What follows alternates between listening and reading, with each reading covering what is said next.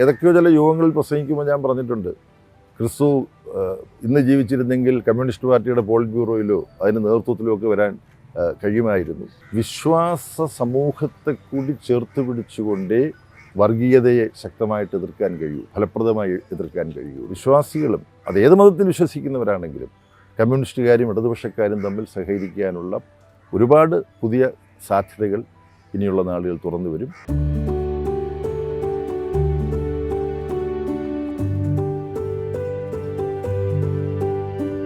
ഇഷ്ടമാണല്ലോ. MAVV ഒരു നല്ല വിശ്വാസിയാണല്ലേ? ഞാൻ വിശ്വാസിയാണ്. എന്നാൽ ആ വിശ്വാസം രണ്ട് വാചകങ്ങളിൽ വിശദീകരിക്കേണ്ടതുണ്ട്. എല്ലാ മതാചാരങ്ങളുടെയും മനുഷ്യമൂല്യപരമായ വശത്തെ ഞാൻ ആദരിക്കുന്നു. ആ അർത്ഥത്തിൽ ഒരു പരിധിവരെ മഹാത്മാഗാന്ധിയുടെയും ശ്രീനാരായണ ഗുരുവിൻ്റെയും മൂല്യങ്ങളാണ് ഞാൻ പിന്തുടരുന്നത്. താനൊരു സനാതന ഹിന്ദുവാണെന്ന് പറഞ്ഞ മഹാത്മാഗാന്ധി പറഞ്ഞു, എനിക്ക് രാമനെന്ന പോലെ റഹിമും പ്രധാനമാണ്. ശ്രീനാരായണ ഗുരുസ്വാമികൾ സർവമതസാരവും ഏകമെന്ന് പറഞ്ഞു. ആ അർത്ഥത്തിൽ ഓരോ മതവിശ്വാസത്തിൻ്റെയും ഭാഗമായിട്ടുള്ള ആഘോഷങ്ങളെയും ആചാരങ്ങളെയും ഞാൻ ആദരവോടുകൂടിയാണ് കാണുന്നത്. ഏതെങ്കിലും മതാചാരങ്ങൾ ഞാൻ അതേപടി പിന്തുടരുന്നില്ല. പക്ഷേ എല്ലാ മതത്തിൽപ്പെട്ടവരും കേരളത്തിൽ വ്യത്യസ്ത മതത്തിൽപ്പെട്ടവരുടെ ആചാരങ്ങളും ആഘോഷങ്ങളും തങ്ങളുടേതു കൂടിയാണെന്ന് വിശ്വസിച്ച് അതിൽ പങ്കെടുക്കുന്നൊരു പാരമ്പര്യമാണ് കേരളത്തിനുള്ളത്. മിക്കപ്പോഴും ചെറിയ പെരുന്നാളും ദുഃഖവെള്ളിയാഴ്ചയും ഈസ്റ്ററും വിഷുവും ഒക്കെ അടുത്തടുത്ത ദിവസങ്ങളിൽ വരുന്നു എന്നുള്ളതും വലിയൊരു സുഹൃതമായിട്ടാണ് ഞാൻ കാണുന്നത്. കാരണം പരസ്പര ആദരവ് വ്യത്യസ്ത മതങ്ങളിൽപ്പെട്ടവർക്ക് പുലർത്താനുള്ള ഒരവസരമായിട്ട് ഇത് കേരളത്തിൽ മാറുന്നു. പക്ഷേ ഉത്തരേന്ത്യയിൽ നമ്മൾ കാണുന്നത് ഈ ആചരണങ്ങളുടെയൊക്കെ നാളുകളിൽ മതസ്പർദ്ധ വളരുന്നു, വർഗീയ കലഹങ്ങളുണ്ടാകുന്നു. ഇത്തവണ ഹോളി ആഘോഷത്തിൻ്റെ നാളുകളിൽ മുസ്ലിം മസ്ജിദുകളെല്ലാം ടാർപ്പാളിനിട്ട് മൂടി വെക്കേണ്ടി വന്നു. മുസ്ലിം സമുദായത്തിൽപ്പെട്ടവർ പുറത്തിറങ്ങാൻ പാടില്ല എന്നുള്ള മുന്നറിയിപ്പ് സംസ്ഥാന ഭരണകൂടം തന്നെ നടത്തുന്നത് പോലുള്ള അതിദയനീയമായ അവസ്ഥ ഉണ്ടാകുന്നു. കേരളം അതിൽ നിന്നും വ്യത്യസ്തമാണെന്നുള്ളത് വലിയ ആശ്വാസമാണ്. ആ അർത്ഥത്തിലാണ് ഈസ്റ്ററും ദുഃഖവെള്ളിയും ഒക്കെ ഞാൻ കാണുന്നത്. ചെറുപ്പകാലത്തിലെ ഇഷ്ട ആലോചനകൾ അല്ലെങ്കിൽ ആഘോഷങ്ങൾ എങ്ങനെയായിരുന്നു? ബാല്യകാല ഓർമ്മകൾ? ബാല്യകാലത്ത് അമ്മയുടെ കൈ പിടിച്ച് ഞാൻ സ്ഥിരമായിട്ട് പള്ളിയിൽ പോകാറുണ്ടായിരുന്നു എന്നുള്ള കാര്യം ചിലർക്കൊക്കെ അറിയാം. ക്രിസ്തീയ കുടുംബങ്ങളിലെ എല്ലാ ആചാരങ്ങളിലും അമ്മയ്ക്കൊപ്പം ഞാൻ പങ്കെടുക്കാറുണ്ടായിരുന്നു. പള്ളിയിൽ അച്ഛനെ സഹായിക്കുന്ന ആൾട്ടർ ബോയ് ആയിട്ടും ഞാൻ കുറേ കാലം പ്രവർത്തിച്ചിട്ടുണ്ട്. അപ്പം അങ്ങനെയുള്ള ഒരു ഓർമ്മയും എൻ്റെ മനസ്സിൽ കിടപ്പുണ്ട്. ആൾട്ടാര ബോയിൽ നിന്നും വിപ്ലവ പാർട്ടിയിലേക്കുള്ള വഴി മാറി വരുന്നത് അതിൻ്റെ ഒരു പശ്ചാത്തലം എന്താണ്? അപ്പച്ചൻ ഒരു കമ്മ്യൂണിസ്റ്റ് അനുഭാവിയായിരുന്നു. പാർട്ടി അംഗമോ പാർട്ടിയുടെ സജീവ പ്രവർത്തകനോ ആയിരുന്നില്ല. ഹൈസ്കൂൾ ഹെഡ് മാസ്റ്റർ ആയിരുന്നതുകൊണ്ട് രാഷ്ട്രീയ പ്രചരണ യോഗങ്ങളൊക്കെ നടത്തുമ്പോൾ നമ്മൾ ചില ആളുകളെ അധ്യക്ഷ സ്ഥാനത്ത് കൊണ്ടുവരുമല്ലോ, അങ്ങനെയൊക്കെ ഇരിക്കുന്ന ആളാണ്. പുനലൂർ ഞങ്ങൾ താമസിച്ചിട്ടുള്ളപ്പോൾ അവിഭക്ത പാർട്ടിയുടെ നേതാവും MLA ഒക്കെ ആയിരുന്നിട്ടുള്ള കൃഷ്ണപിള്ള സാറുണ്ട് പുനലൂരിലെ. അദ്ദേഹത്തിൻ്റെ അടുത്ത കൂട്ടുകാരനായിരുന്നു. അപ്പോൾ അത്തരത്തിലുള്ള ഒരു ബന്ധം കുടുംബ പശ്ചാത്തലമുണ്ട്. പിന്നെ എൻ്റെ ഏറ്റവും മൂത്ത ജ്യേഷ്ഠൻ SN കോളേജിൽ സ്റ്റുഡൻസ് ഫെഡറേഷൻ്റെ പ്രവർത്തകനായിരുന്നു. സ്കൂളിൽ പഠിക്കുന്ന കാലത്ത് അവിടെ മറ്റ് വിദ്യാർത്ഥി സംഘടനകൾ ആധിപത്യം പുലർത്തുന്ന കാലമാണ്. SFIയുടെ മുൻഗാമിയായിട്ടുള്ള KSF ആണ്, കേരള സ്റ്റുഡൻസ് ഫെഡറേഷനാണ് ഉണ്ടായിരുന്നത്. അപ്പച്ചൻ്റെ സ്വാധീനവും അമ്മയുടെ സ്വാധീനവും കൊണ്ട് വായനാശീലം ഉണ്ടായിരുന്നു. അങ്ങനെ പല പുസ്തകങ്ങളും നോവലുകളും കവിതകളും ഒക്കെ വായിക്കുമായിരുന്നു. മുട്ടത്തുവർക്കി, പാടാത്ത പൈങ്കിളിയൊക്കെ എന്ന് വായിച്ച നോവലുകളാണ്. ചങ്ങമ്പുഴയുടെ രചനകൾ വായിക്കുമായിരുന്നു. തുടർന്ന് MC ജോസഫിനെയും കുറ്റിപ്പുഴ കൃഷ്ണപിള്ളയും പോലുള്ളവരുടെ രചനകൾ, ബെർട്രൻഡ് റസ്സലിൻ്റെയും ഇംഗർസോളിൻ്റെയും ഒക്കെ പുസ്തകങ്ങളുടെ മലയാള പരിഭാഷ, ഇത് വായിച്ചതോടുകൂടിയാണ് പ്രപഞ്ചത്തെക്കുറിച്ചും ഒക്കെ ഉള്ള വ്യത്യസ്തമായൊരു കാഴ്ചപ്പാട് എൻ്റെ മുമ്പിൽ അവതരിപ്പിക്കപ്പെടുന്നത്. അതിനെ തുടർന്ന് യുക്തിവാദി പ്രസ്ഥാനം, ഒപ്പം പുരോഗമന വിദ്യാർത്ഥി പ്രസ്ഥാനം, അങ്ങനെ പടിപ്പടിയായി മുന്നോട്ട് പോയി. P. ഗോവിന്ദപിള്ളയുടെ ഒരു പ്രസംഗം, ഒരു യുക്തിവാദി സമ്മേളനത്തിൽ P. ഗോവിന്ദപിള്ള മാർക്സത്തെക്കുറിച്ച് നടത്തിയിട്ടുള്ള പ്രസംഗം എന്നെ വലിയ തോതിൽ സ്വാധീനിക്കുകയുണ്ടായി. പിന്നെ EMSൻ്റെ കൃതികളുടെയൊക്കെ വായന, അങ്ങനെയാണ് കമ്മ്യൂണിസ്റ്റുകാരനാകാനുള്ള ശ്രമത്തിലേക്ക് ഞാൻ മാറുന്നത്. ക്രിസ്തുദേവൻ തന്നെ ഏറ്റവും വലിയ കമ്മ്യൂണിസ്റ്റാണ് എന്ന് ഇടതുപക്ഷക്കാർ പറയുന്ന പലപ്പോഴും കേട്ടിട്ടുണ്ട്. അങ്ങനെ ഒരു കണക്കുകൂട്ടൽ അങ്ങേക്ക് തുടക്കത്തിലുണ്ടായിരുന്നു? ഇപ്പോഴത്തെ മാർപ്പാപ്പ ഫ്രാൻസിസ് മാർപ്പാപ്പയോട് ഈ ചോദ്യം ചോദിച്ചിട്ടുണ്ട്. ഫ്രാൻസിസ് മാർപ്പാപ്പ ഒരു കമ്മ്യൂണിസ്റ്റുകാരനായിട്ട് മാറുകയാണോ എന്നുള്ള സ്നേഹപൂർവ്വവും വിമർശന രൂപത്തിലുള്ളതുമായിട്ടുള്ള അഭിപ്രായങ്ങൾ ഉയർന്നു വന്നിട്ടുണ്ട്.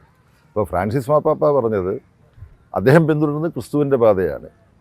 പക്ഷേ ക്രിസ്തുവിൻ്റെ പാത സമത്വപൂർണവും പരസ്പരം സ്നേഹത്തിൽ അധിഷ്ഠിതവുമായ ഒരു ലോകത്തെക്കുറിച്ചുള്ള ക്രിസ്തുവിൻ്റെ സങ്കല്പം അത് ഇന്ന് കമ്മ്യൂണിസ്റ്റുകാർ വളരെ ശക്തമായിട്ട് ലോകത്ത് അവതരിപ്പിക്കുന്നുണ്ട്.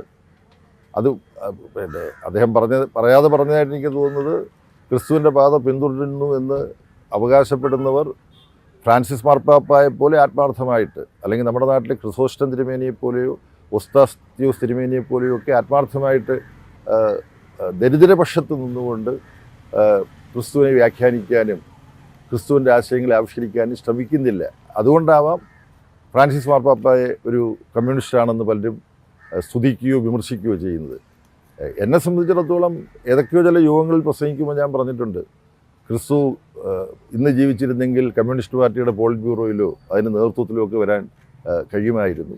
കാരണം മത്സ്യത്തൊഴിലാളികളെ സംഘടിപ്പിച്ചുകൊണ്ടാണ് ക്രിസ്തു അദ്ദേഹത്തിൻ്റെ പൊതുപ്രവർത്തനം നടത്തുന്നത്. അപ്പം ആദ്യം മത്സ്യത്തൊഴിലാളി സംഘടന ഉണ്ടാക്കിയ ആളെന്ന് വേണമെങ്കിൽ ക്രിസ്തുവിനെ കുറിച്ച് പറയാം. ആശാരിപ്പണിക്കാരൻ്റെ മകനാണ് ക്രിസ്തു. അപ്പോൾ ആ അർത്ഥത്തിൽ അധ്വാനിക്കുന്നവരുമായിട്ടുള്ള ക്രിസ്തുവിൻ്റെ ബന്ധം വളരെ വളരെ ദൃഢമാണ്. അധ്വാനിക്കുകയും ഭാരം ചുമക്കുകയും ചെയ്യുന്നവരുടെ മോചനമായിരുന്നു ക്രിസ്തുവിൻ്റെ ഏറ്റവും വലിയ സ്വപ്നം. പിന്നെ നിന്നെപ്പോലെ നിൻ്റെ അയൽക്കാരനെ സ്നേഹിക്കണമെന്ന് അദ്ദേഹം പറഞ്ഞ ഏറ്റവും മഹത്തായ ഒരു ആശയമാണ്. നമ്മുടെ മഹാത്മാഗാന്ധിയെ തന്നെ ക്രിസ്തുവിൻ്റെ ഗിരിപ്രഭാഷണം വലിയ തോതിൽ സ്വാധീനിച്ചിട്ടുണ്ട് എന്ന് നമുക്കറിയാം. പല സാമൂഹ്യ മാറ്റത്തിന് വേണ്ടി പ്രവർത്തിച്ചവരെയും അവർ പറഞ്ഞതിനെയുമൊക്കെ അവരുടെ പിൻഗാമികളെന്ന് പറയുന്നവർ കുറച്ചുപേരെങ്കിലും മറന്നുപോകുന്ന ഒരു വലിയ പ്രശ്നം നമ്മുടെ സമൂഹത്തിൽ സംഭവിക്കുന്നുണ്ട്. ക്രിസ്തുവിനെ കമ്മ്യൂണിസ്റ്റ് എന്നുള്ള രീതിയിൽ നമ്മൾ വിലയിരുത്തുമ്പോൾ തന്നെ അദ്ദേഹത്തിൻ്റെ ആരാധകർ അല്ലെങ്കിൽ അദ്ദേഹത്തിൻ്റെ മത പിന്തുടരുന്ന ആളുകളിൽ നല്ലൊരു ശതമാനം ആളുകൾ ഇടതുപക്ഷത്തു നിന്നും അല്ലെങ്കിൽ അതിന് എതിർപക്ഷത്താണ്. അതെന്തുകൊണ്ടാണ് സംഭവം? നല്ലൊരു ശതമാനം ആളുകൾ ക്രിസ്തുവിൻ്റെ പാത പിന്തുടരുന്നുവെന്ന് സ്വയം വിശ്വസിക്കുകയും വിചാരിക്കുകയും ചെയ്യുന്നവർ ഇടതുപക്ഷവുമായി നിസ്സഹകരിക്കുകയാണെന്നുള്ള എൻ്റെ സുഹൃത്തിൻ്റെ നിരീക്ഷണം ശരിയാണെന്ന് എനിക്ക് തോന്നുന്നില്ല. വലിയൊരു വിഭാഗം കമ്മ്യൂണിസ്റ്റ് പ്രസ്ഥാനവും ഇടതുപക്ഷ പ്രസ്ഥാനവുമായി സഹകരിക്കുന്നുണ്ട്. അതിന് എത്രയോ ഉദാഹരണങ്ങളുണ്ട്. അതെല്ലാം ഞാൻ പറഞ്ഞു പോകുന്നത് പൗലോസ് മാർ തിരുമേനി, പൗലോസ് മാർ ഗ്രിഗോറിയോസ് തിരുമേനി, അങ്ങനെയുള്ള ക്രിസോസ്റ്റം തിരുമേനിയുടെ കാര്യം ഞാൻ പറഞ്ഞു കഴിഞ്ഞു. അങ്ങനെ ഒരുപാട് പേർ ഇന്നുള്ള ഒരുപാട് പിതാക്കന്മാർ തിരുമേനിമാർ ഇടതുപക്ഷവും അതുപോലെ തന്നെ ക്രിസ്തുവിൻ്റെ പാരമ്പര്യം പിന്തുടരുന്ന ക്രിസ്തുവിൻ്റെ പാത പിന്തുടരുന്നവരും തമ്മിൽ സഹകരിക്കണമെന്നാണ്. ലാറ്റിൻ അമേരിക്കയിലാണെങ്കിൽ ഇത് വലിയൊരു പ്രസ്ഥാനമാണ്. ലിബറേഷൻ തിയോളജി എന്ന് പറയുന്ന വിമോചന ദൈവശാസ്ത്രം എന്ന് പറയുന്ന വലിയ സുശക്തമായ പ്രസ്ഥാനം ലാറ്റിൻ അമേരിക്കയിലും പല യൂറോപ്യൻ രാജ്യങ്ങളിലുമുണ്ട്. അപ്പോൾ കമ്മ്യൂണിസ്റ്റ് മാർക്സിസ്റ്റ് പാർട്ടിയുടെ 24-ാം പാർട്ടി കോൺഗ്രസ് ഇപ്പം മധുരയിൽ കഴിഞ്ഞപ്പോൾ ഞങ്ങൾ അവിടെ ചർച്ച ചെയ്ത് അടിവരയിട്ട ഒരു കാര്യം, വിശ്വാസ സമൂഹത്തെ കൂടി ചേർത്ത് പിടിച്ചുകൊണ്ടേ വർഗീയതയെ ശക്തമായിട്ട് എതിർക്കാൻ കഴിയൂ, ഫലപ്രദമായി എതിർക്കാൻ കഴിയുള്ളൂ.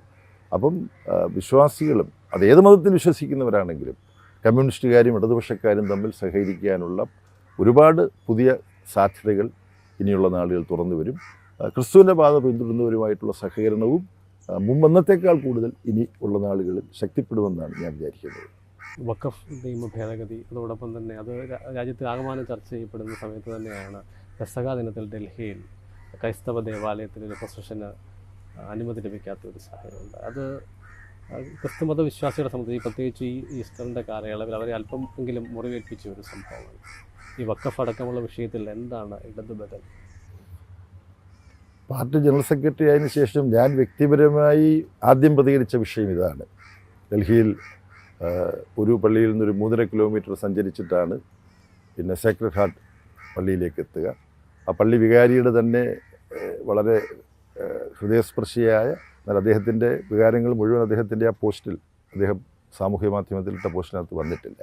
നമ്മുടെ രാജ്യം എങ്ങോട്ട് പോകുന്നു എന്നുള്ളതിൻ്റെ വളരെ ഉത്കണ്ഠപ്പെടുത്തുന്ന, ഭീതിപ്പെടുത്തുന്ന ഒരു സാഹചര്യമാണിത്. വഖഫ് ഭേദഗതിയും ഇപ്പോൾ സുപ്രീം കോടതി ഇടപെട്ട് കഴിഞ്ഞിരിക്കുകയാണ്. സുപ്രീം കോടതിയിൽ അതിനെക്കുറിച്ചിട്ടുള്ള വിചാരണ തുറന്ന് നടക്കാൻ പോവുകയാണ്. അപ്പോൾ സുപ്രീം കോടതി ഇതിനെക്കുറിച്ച് ആദ്യം പറഞ്ഞത് നരേന്ദ്രമോദിക്കും അമിത്ഷായ്ക്കും കിട്ടിയിട്ടുള്ളൊരു പ്രഹരമാണ്. അപ്പോൾ നീതിന്യായ സംവിധാനം തന്നെ, എനിക്ക് പറയാൻ യാതൊരു സങ്കോചവുമില്ല, RSS എന്ന ഫാസിസ്റ്റ് സംഘടനയുടെ നിയന്ത്രണത്തിൽ പ്രവർത്തിക്കുന്ന കേന്ദ്ര ഗവൺമെൻറ്റിന് വിഷമമുണ്ടാക്കാത്ത വിധികൾ പുറപ്പെടുവിക്കാനുള്ള കരുതൽ സുപ്രീം കോടതി കാണിക്കുന്നുണ്ടോ എന്നുള്ള ഉത്കണ്ഠ പല വിധിന്യായങ്ങളും സംബന്ധിച്ച് ഞങ്ങൾക്കെല്ലാം ഉണ്ട്. ഞങ്ങൾ പരസ്യമായി ഞങ്ങളുടെ പാർട്ടി CPIM തുറന്നു പറഞ്ഞിട്ടുമുണ്ട്. ഇപ്പം ചില കാര്യങ്ങൾ ഇപ്പം ഇലക്ട്രൽ ബോണ്ടുമായിട്ട് ബന്ധപ്പെട്ട് അങ്ങനെ 2-3 വിഷയങ്ങളിൽ നമ്മുടെ നീതിന്യായ സംവിധാനത്തിലെ വിശ്വാസം പുനഃസ്ഥാപിക്കാൻ സഹായമെന്ന് തോന്നുന്ന തരത്തിലുള്ള ചില വിധികൾ സുപ്രീം കോടതിയിൽ നിന്നും മറ്റു ചില കോടതികളിൽ നിന്നും വരുന്നുമുണ്ട്.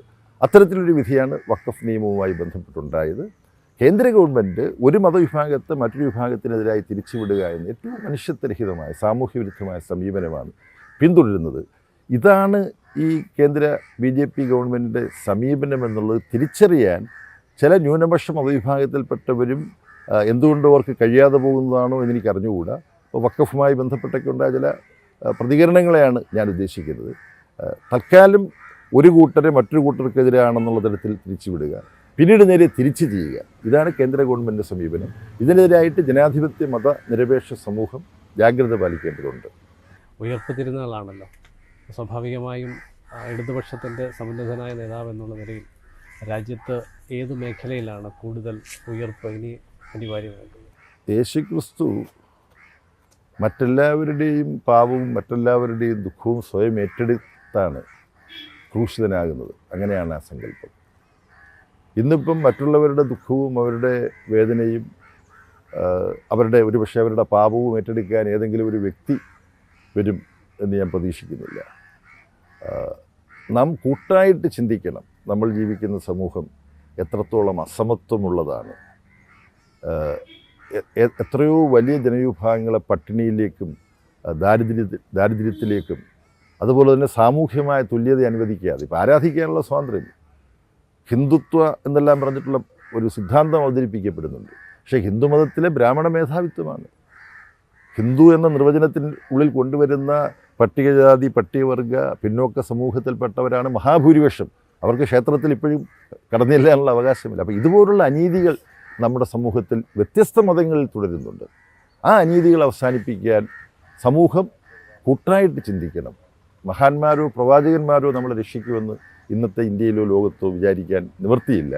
അതുകൊണ്ട് മനുഷ്യർ ഇത്തരം കാര്യങ്ങൾ തിരിച്ചറിഞ്ഞുകൊണ്ട് കൂട്ടായി ഇടപെട്ടുകൊണ്ട് ഈ സമൂഹത്തിലെ അസമത്വങ്ങളും അനീതികളും ദുഃഖങ്ങളും അതിനന്ത്യം കുറിക്കാൻ നമ്മൾ ശ്രമിക്കണം. ആ ഒരു സന്ദേശമാണ് ഈ ചെറിയ പെരുന്നാളിൻ്റെയും വിഷുവിൻ്റെയും ഒപ്പം ഈസ്റ്ററും ഒക്കെ ചേർന്ന് വരുന്ന ഈ ദിനത്തിൽ നമ്മൾ ചിന്തിക്കേണ്ടത് എന്നെനിക്ക് തോന്നുന്നു. ബെറ്റി മാഡം, ഈസ്റ്ററിനെ കുറിച്ചുള്ള നല്ല ഓർമ്മകൾ ഏത് കാലഘട്ടത്തിലേതാണ്? വിവാഹത്തിന് മുൻപുള്ളതാണോ ശേഷമുള്ളതാണോ? ഇല്ല, കുടുംബം എന്നുള്ള രീതിയിൽ ഒത്തുചേരുമ്പോൾ ഈസ്റ്റർ എന്ന് പറഞ്ഞു കഴിഞ്ഞാൽ കുട്ടിക്കാലത്തൊക്കെ അച്ഛൻ്റെ വീട്ടിൽ ഒരു പള്ളിയിലൊക്കെ പോവുകയും ഒക്കെ ചെയ്യണം. അപ്പോൾ അവിടെ ഈ രാത്രി കുർബാനയൊക്കെ കഴിഞ്ഞ് വന്ന് നല്ല അപ്പവും ചിക്കൻ കറിയൊക്കെ കിട്ടും. അമ്മയുടെ വീട്ടിൽ ഞങ്ങൾ ആഘോഷിക്കും. പക്ഷെ അമ്മയുടെ അപ്പനൊക്കെ കമ്മ്യൂണിസ്റ്റുകാരനായിരുന്നു, എത്തീസ്റ്റായിരുന്നു. അതുകൊണ്ട് ഭക്ഷണത്തിൽ ആഘോഷിക്കും ഞങ്ങൾ. ദേവാലയത്തിലെ പ്രാർത്ഥനകൾ? പ്രാർത്ഥനയല്ല, ഇപ്പം പള്ളിയിലൊക്കെ പോകണോണ്ടൊന്നും എനിക്ക് വിരോധമില്ല. പക്ഷേ എൻ്റെ പള്ളിയിൽ നിന്ന് എൻ്റെ മനസ്സിൽ എൻ്റെ ദൈവം എൻ്റെ കുടുംബമാണ്. ഞാൻ അങ്ങനെ ഇപ്പം ഞാൻ കുമ്പസാരിക്കണുണ്ടോ എന്ന് ചോദിച്ചു കഴിഞ്ഞാൽ ഞാൻ എല്ലാ കാര്യങ്ങളും എൻ്റെ മകൻ്റെ അടുത്തും എൻ്റെ ഭർത്താവിൻ്റെ അടുത്തും പറയും. അതാണ് എൻ്റെ കുമ്പസാരം. ഇത്തവണത്തെ ഈസ്റ്ററിൻ്റെ പ്രത്യേകത എന്താണ്? പ്രത്യേകിച്ച് എന്തെങ്കിലും ആഘോഷങ്ങൾ? ഇല്ല, ആഘോഷങ്ങളില്ല. ഈസ്റ്റർ എന്ന് പറഞ്ഞാൽ ഒരു പ്രത്യാശയാണല്ലോ. മരണപ്പെട്ട യേശുദേവൻ ഒരു മനുഷ്യപുത്രനായിട്ടാണല്ലോ പറയണത്. അപ്പോൾ അദ്ദേഹത്തിന് ഒരുപാട് പേര് ഇഷ്ടപ്പെട്ടിരുന്നു, ഇപ്പോഴും ഒരുപാട് പേര് ഇഷ്ടപ്പെടുന്നുണ്ട്, ഞങ്ങളും ഇഷ്ടപ്പെടുന്നുണ്ട്. ബേബി അതെ, ഞാനും അത് ഇഷ്ടപ്പെടുന്നുണ്ട്. അപ്പോൾ ആ ഉയിർപ്പിൻ്റെ ഒരു സന്തോഷം, അതായത് പ്രത്യാശ, പിന്നീട് ജീവിക്കണ പോലെയാണല്ലോ ഉയിർപ്പെന്ന് പറയണത്. അപ്പോൾ ആ ഒരു സന്തോഷം മനസ്സിലുണ്ട്. കുടുംബമൊക്കെ കൂടുമ്പോൾ കുറച്ച് എന്തെങ്കിലും നോണോ അങ്ങനെയൊക്കെ ഉണ്ടാക്കും. അല്ലാണ്ട് ഞങ്ങൾ രണ്ടുപേരാണെങ്കിൽ ചിലപ്പോൾ സാമ്പാറും ചോറൊക്കെ ആയിരിക്കും. ഇപ്പോഴത്തെ ഈസ്റ്ററിൽ ഞാൻ ഒറ്റയ്ക്കാവും. ബേബി അങ്ങ് ഇന്ന് ചെന്നൈ പോവുകയാണല്ലോ. മക്കൾ മോളുടെ വീട്ടിൽ പോവും, ചങ്ങനാശ്ശേരിയിൽ. ഞാൻ ഒറ്റയ്ക്ക്. അപ്പം ഭക്ഷണം കിട്ടും, ആരോ കൊടുത്തയക്കും, ഞങ്ങളുടെ കൂട്ടുകാർ ഭക്ഷണം കൊടുത്തയക്കും എന്ന് പറഞ്ഞു. അപ്പോൾ പിന്നെ ഞാൻ കരുതുന്നത് ഇത്തവണത്തെ ഈസ്റ്റർ നിങ്ങൾക്ക് രണ്ടുപേർക്കും സ്പെഷ്യലാണ് എന്നാണ്. ഇല്ല, അതിപ്പം ഈ പാർട്ടി സമ്മേളനത്തിലുണ്ടായ തീരുമാനങ്ങളാണെങ്കിൽ ഇതൊക്കെ ഞങ്ങൾ എത്ര കാലമായിട്ട് പാർട്ടി പ്രവർത്തിക്കുമ്പോൾ പാർട്ടി പല ചുമതലകൾ തരും. അത് ആ ചുമതലകൾ എന്താണെങ്കിലും നിർവഹിക്കണം. അതുകൊണ്ട് ഇരുപത്തിനാലാം പാർട്ടി കോൺഗ്രസിന് മുമ്പുള്ള ഞാനും അതിനുശേഷമുള്ള ഞാനും തമ്മിൽ എനിക്ക് യാതൊരു വ്യത്യാസമില്ല. ഒരു പാർട്ടി പ്രവർത്തകൻ തുടരും, അത്ര മാത്രമേ വേറെ മാറ്റമില്ല. ഇരുവർക്കും കുടുംബാംഗങ്ങൾക്കൊക്കെ നല്ല ഈസ്റ്ററിൻ്റെ നന്മകൾ ഉണ്ടാവട്ടെ. അപ്പം അങ്ങയിലൂടെ പാർട്ടി പ്രവർത്തകർക്കും വിശ്വാസികൾക്കൊക്കെ പ്രത്യാശ ഉണ്ടാകുന്നതാവട്ടെ ഭാവി. ഇങ്ങനെ നിങ്ങളുടെ ചാനൽ വഴി നിങ്ങളുടെ പ്രേക്ഷകരുമായിട്ട് സംസാരിക്കാൻ കിട്ടിയ അവസരം ഞാൻ ഉപയോഗപ്പെടുന്നത് ഈസ്റ്ററിൻ്റെ ആശംസ മാത്രമല്ല, വിഷു കടന്നുപോയി, അതിനു മുമ്പ് പെരുന്നാളുണ്ടായിരുന്നു. ഇതെല്ലാം മനുഷ്യർ പരസ്പരം ആശ്ലേഷിച്ചുകൊണ്ട് ആഘോഷിക്കേണ്ട ദിനങ്ങളാണ്. അപ്പോൾ മനുഷ്യനെ യോജിപ്പിക്കാനുള്ള അവസരങ്ങളായി ഈ ഓരോ മതത്തിൻ്റെയും ഭാഗമായിട്ടുള്ള ആഘോഷങ്ങളും ആചരണങ്ങളും മാറണം. അതിനാണ് നമ്മൾ സമൂഹം കൂട്ടായി നിന്ന് ശ്രമിക്കേണ്ടത്. ആ ഒരു സന്ദേശമാണ് എനിക്ക് നൽകാറുള്ളത്. Thank you.